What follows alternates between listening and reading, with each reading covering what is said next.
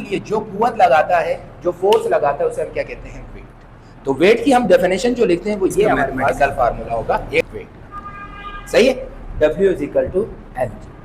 और अगर आपके इसकी यूनिट के एतबार से बात करना चाहिए,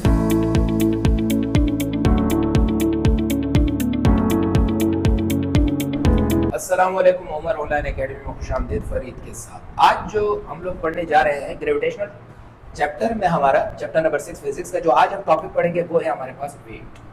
वेट क्या चीज़ है? इसको उर्दू में कहा जाता है वजन।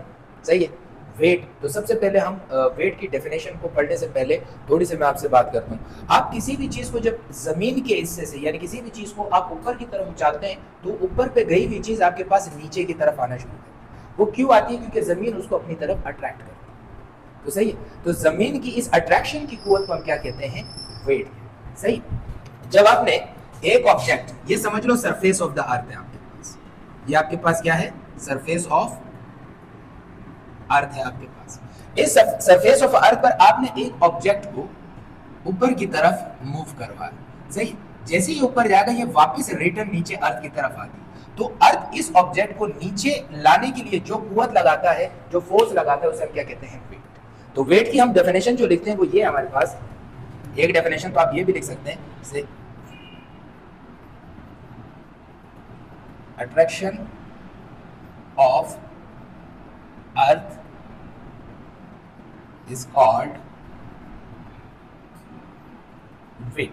जो एक लफ्ज में आप सकते हैं अट्रैक्शन ऑफ अर्थ का, या the attraction force of earth, इसको यूं लिखते हैं the attraction force of earth are called weight. ये आपके पास क्या कहलाएगा? वेट कहलाएगा। सही। लेकिन आपके बुक के मुताबिक अगर दूसरी डेफिनेशन आप लिखते हैं तो वो है आपके पास, जब ये भी लिख सकते हैं कि weight of an object which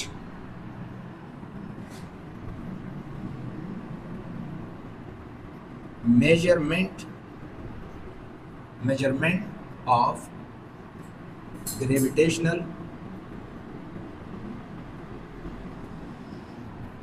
force of gravitational force। यानी कि आप ये भी लिख सकते हैं कि weight of an object which measures, यानी वेट किसी भी ऑब्जेक्ट का विच मेजरमेंट ऑफ ग्रेविटेशनल फोर्स, जो ग्रेविटेशनल फोर्स को मेजर करता है। सही। यानी आप ये डेफिनेशन भी लिख सकते हैं दूसरी कि weight of an object which of gravitational force acting on body। सही है, जो एक्टिंग कर रही है किस पे? बॉडी पे एक्टिंग कर रही है। तो ये आपके पास इसकी ग्रेविटेशन की दो तारीफ वेट की आपके पास है। सही। अगर आप वेट को मैथमेटिकली देखते हैं,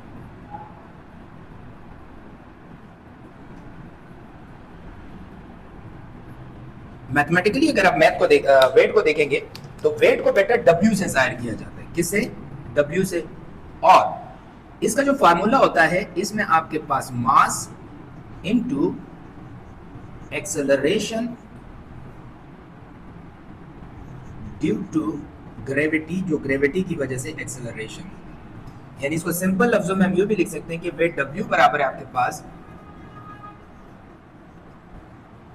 मास का m और g, ये इसका मैथमेटिकल फार्मूला होगा वेट। सही है, W is equal to mg। और अगर आपके इसकी यूनिट के एतबार से बात करना चाहें, यूनिट ऑफ अ वेट क्या होता है? क्योंकि वेट एक फोर्स है, तो इसलिए वेट का जो यूनिट होगा तो आप लिखते हैं ऑफ वेट इज न्यूटन, जिसको हम n से जाहिर करते हैं। सही। तो अब आपके पास यूनिट भी आ गया। क्लियर है? अब आप वेट की मेजरमेंट कैसे करते हैं? तो वेट की मेजरमेंट हम स्प्रिंग से करते हैं, स्प्रिंग बैलेंस से करते हैं। स्प्रिंग बैलेंस आप लोगों ने देखा होगा, एक इस तरह का बैलेंस होता है, तो उसमें छोटा सा मीटर लगा होता है, नीचे स्प्रिंग लगा हुआ है, उसके जरिए हम उसका वेट करते हैं। सही। कि instrument of a weight, instrument of a measure weight क्या होता है हमारे पास? Spring balance is used for measurement of weight. सही है, स्प्रिंग बैलेंस हम यूज करते हैं वेट को मेजर करने के लिए।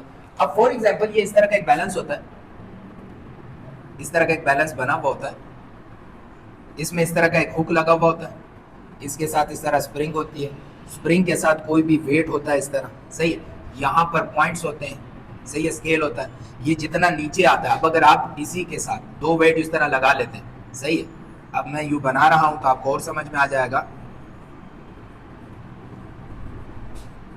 हमने दो वेट लगाए तो देखो पहले ये वेट था, अब ये नीचे आ गया। समझ लो ये आपके पास 10 kg था, सही है, ये आपके पास 2 kg था, ये अब आपके पास हो गया 4 kg।